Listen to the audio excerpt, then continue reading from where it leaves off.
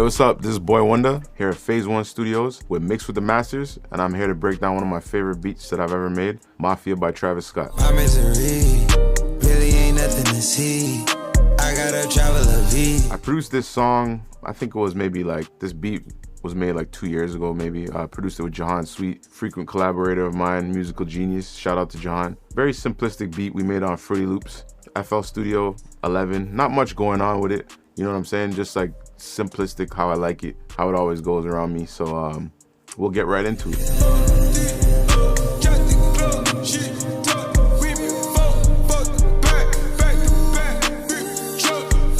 Well, I was born in Jamaica. You know, I came up to Toronto, Canada when I was 4. And I always had a love and passion for music. I really just got into it 9th grade and just never stopped. I just continued doing it until I was, I think, about 16 or 17. I entered beat battles in Toronto, Battle of the Beatmakers, and you know, crushed it for like 3 years.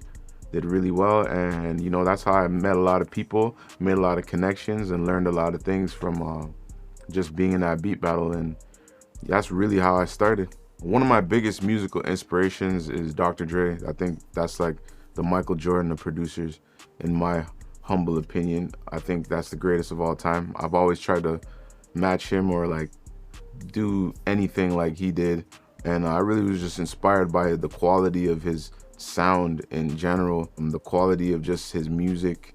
You know, just everything just sounded perfect. You know, that's my GOAT. I have a lot of inspiration though. Timbaland is a huge inspiration to me as well. Pharrell, Swiss, Alchemist, Havoc, a lot of those guys, huge inspirations. But I was really just trying to do everything I could to be like Dre, man. Like, I just, you know, wanted to sound like him, be like him. I used to mimic Dr. Dre beats, remake Dr. Dre beats and whatnot, just to like match that quality. I feel like I learned a lot just mimicking him and remaking old beats that Dre did.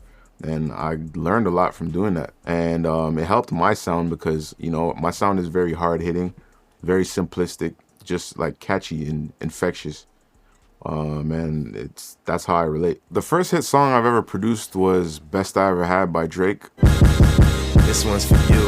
Baby, you my everything. You all I ever wanted. We could do it real big, bigger than you ever done it. You be up on everything, other hoes ain't never on it. I want this forever, I swear I could spend whatever on it. Cause she hold me down every time I hit her up. When I get right, I promise that we gon' live it up. That was a song that, you know, I just found like a sample that I really liked, flipped it, and made this cool, like, simplistic beat out of it that Drake ended up using for his So Far Gone mixtape. He really just, you know, killed it. And that was my first hit song, man. Debuted at #2 on the Billboard. Was up there for a while. It was like the song of the year that year when it came out. And it was the song that broke Drake and myself. The advice I give to young producers is just step out there, man. I recall being young and being terrified to go to the Battle of the Beatmakers. I was super scared, super timid kid. You know, when I went there, I was even more scared because there's a bunch of like grown men. I think I was the youngest in the competition. I was 16 or 17, and you know, there's like dudes talking about like, yo, I use the ASR 10 combobulator to whatever, like, you know what I'm saying? It was really intimidating because I was just using, they used to call it Fruity Loops back then. So I was like, they'd be like, yo, what are you using? And I'm like, Fruity Loops 3. And they'd be like, oh, okay, good luck, bro. And I'm like, shoot. But as soon as I heard like the first person play their beat, I was like, oh man, like, it's not that good, bro. I'm gonna kill these guys, you know? So it was just a good time. And you know, I just feel like nobody should ever be scared. Just dive right into anything that you love, and don't be scared, because it's just like jumping into cold water. You're only scared for a little second, but it goes when you get to doing what you want to do. Everything I do when producing is software based. You know, I started off in straight software. I'll use like a MIDI keyboard sometimes to like play notes or bass lines or different things, but usually I keep everything in software, just because I just feel comfortable with that, and it's just quick. Like, everything is just quick for me and comes together quick in FL when I work on it. Yeah, it's just mainly software and virtual instruments and a lot of stuff like that. Some of my favorite virtual instruments is, I find myself really running back to Octave a lot, and another one called Scorch. I think they're both made by my best friend Jacob, who makes really dope VSTs. You know, a lot of it is just, I go to that, or I'll work with other producers that Like I'll get live keys, live bass, guitar, just different things. I just like to hear sounds come from different places, whether it's live, whether it's virtual instruments, and like, you know, just unexpected stuff. Like I'll just open up some sounds on like some what's called Moog keyboards and different stuff. Like I used to work a lot at this studio in New York called Electric Lady, and they have tons of Moogs and synths and whatnot, and you know, we could just record them live and make ideas from them live. So yeah, just like anything that's there, really, I just make it happen. Octave has really cool sounds and a really deep sound bank in there. I really like some of the sounds. They're very unorthodox. Like, I'm gonna pull some of them up. Even I have some saved there. You can like save stuff in the side with Fruity Loops. I saved this one as sound. I called it Evil. I just named it that because it just sounds like that.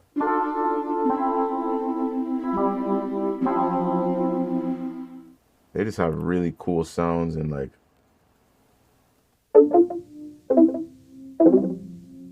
simplistic,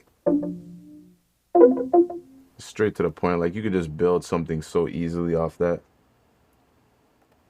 Larry Hoover. Let's hear this sound.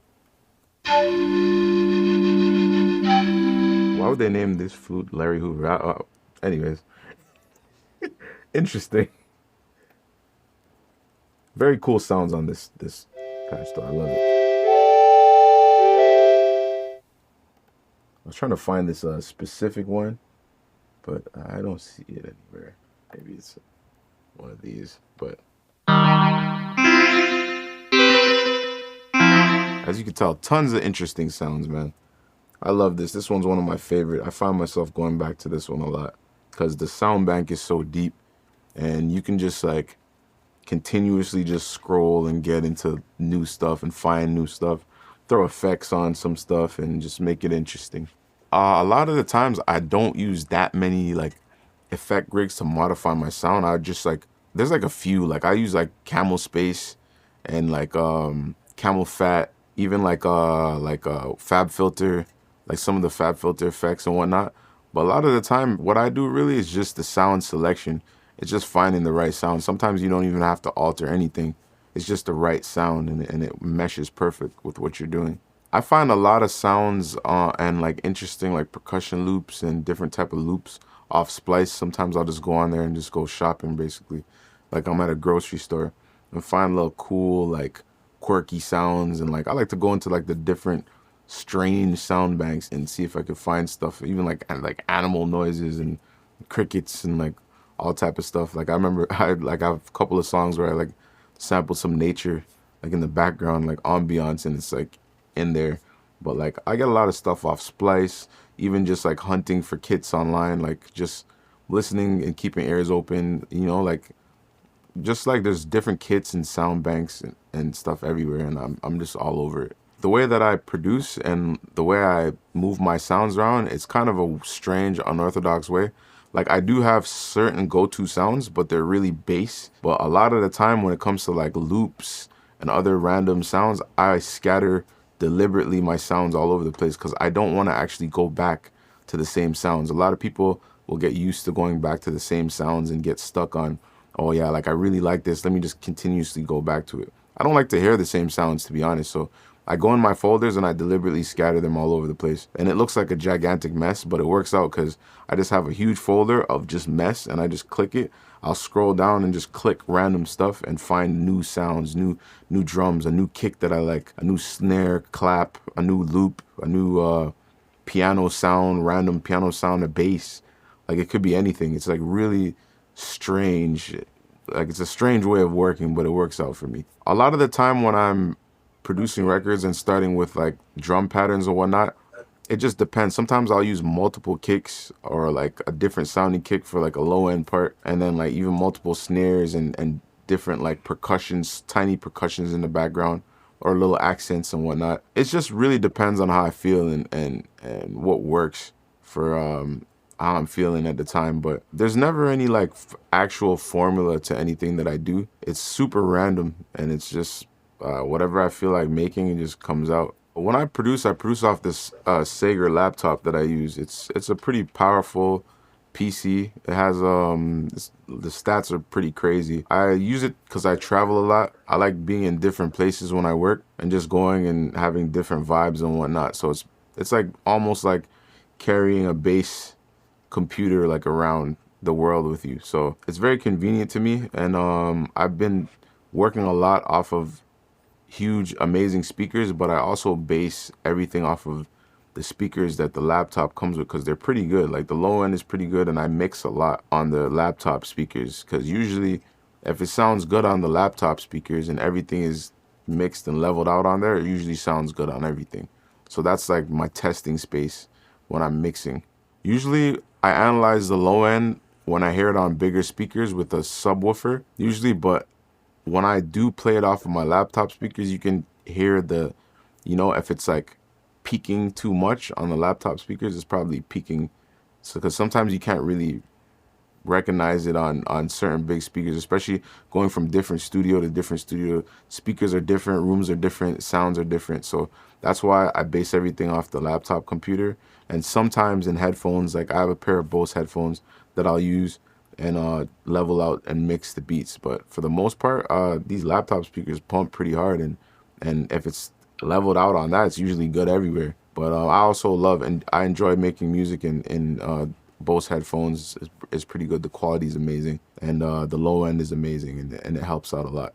On my master, I don't ever put anything on my master. Usually a lot of people like to use compression and compress their entire master. Sometimes I put individual effects, like, I'll put a little bit of a reverb effect on a snare or something like a reverb effect on something else. But like on my master, I usually keep it dry. And that's where I think sound selection, the key is sound selection always, and leveling out the music by ear.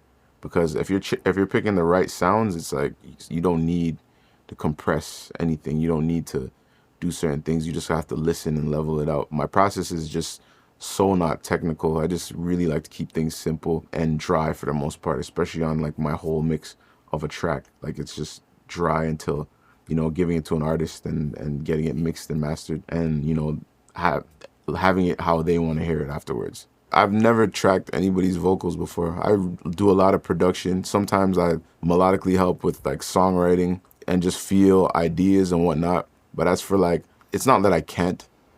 I think I can, but it's just like there's like specialists for that. You know what I'm saying? Like I could do that. I could record somebody. Like, you know what I'm saying? But like, there's just something so specific about like an engineer that knows exactly what to do, especially towards the artist. And I just leave it at that. You know what I'm saying? Like I'm good at making things sound good and advising things to sound good, but like the real technical side of it, especially when it comes to that, I'm gonna let the pros be the pros, Like I'll have my like opinions on things sometimes, but like, you know what, when it comes to that and the chains and all that, like I just let them do them. With that being said, let's get into how this track was made and how it came together.